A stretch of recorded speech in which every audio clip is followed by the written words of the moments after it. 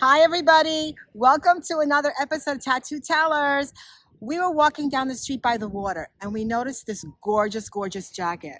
So my cousin and I stopped and we are talking to Maria now, who happens to have quite a few tattoos and more than generous to talk to us about them. Thank you so much for joining another episode of Tattoo Tellers. Stay tuned for Maria's tattoo meanings. Bye.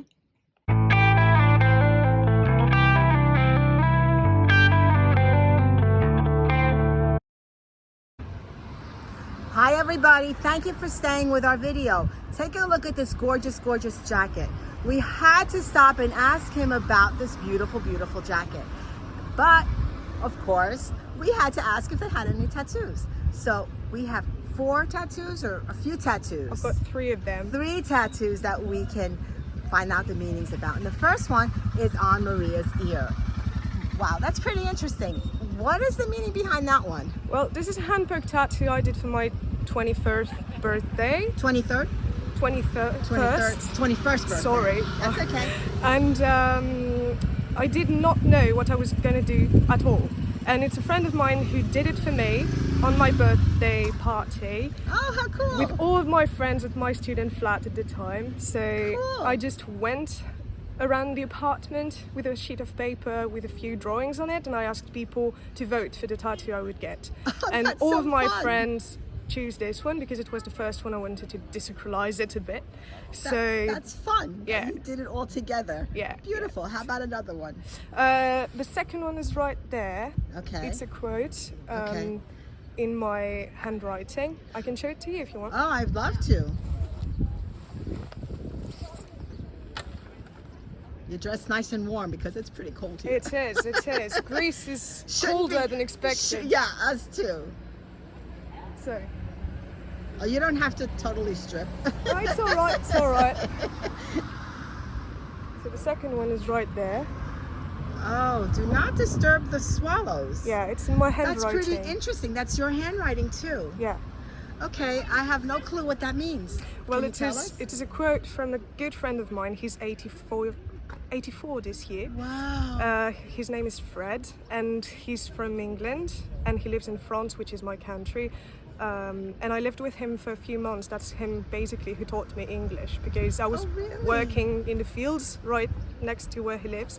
And this is one of the 4 rules of his place, because he runs a campsite which is called the Fred's Place. He's been running it for 30 years. That is so interesting. And this is the second rule: do not disturb the swallows. That's his rule. Yeah. And that's in relationship to him and in memory of him. I'm sure it's not passed yet, but that's reminds you of him. He's like a chosen grandfather to me, and he's a Wow. really, really good friend. That's so cool. So yeah, Did you have one more maybe you want to tell I've us got about? one more, but I can't show it to That's you. okay. Can you describe it to us?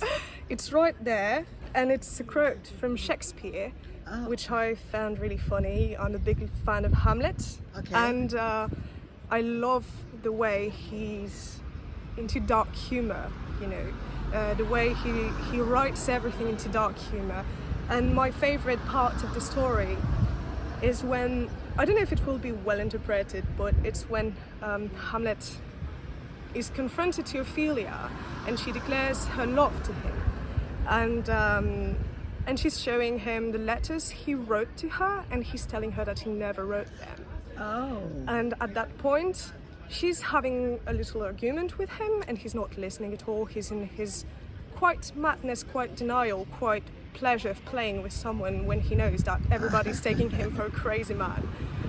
And he just says at some point, "Get thee to your nunnery Oh, I remember for that everything quote. that you women do to the men in the world, because you give birth to us. So you're responsible for us being monsters, because men are monsters, basically." He says himself, "I'm quite proud, revengeful myself. I'm not a good man, you know, and it's the fault of my mother for giving birth to me." And I think that moment is quite of the peak of dark humor. I've never read something that was as funny as this to me, and the way it is played all the time by the actors, I love it. So I got it tattooed right there, so every time anyone is taking off my briefs, I tell them to go to your nunnery, basically. Oh my gosh, that's so funny. I like this.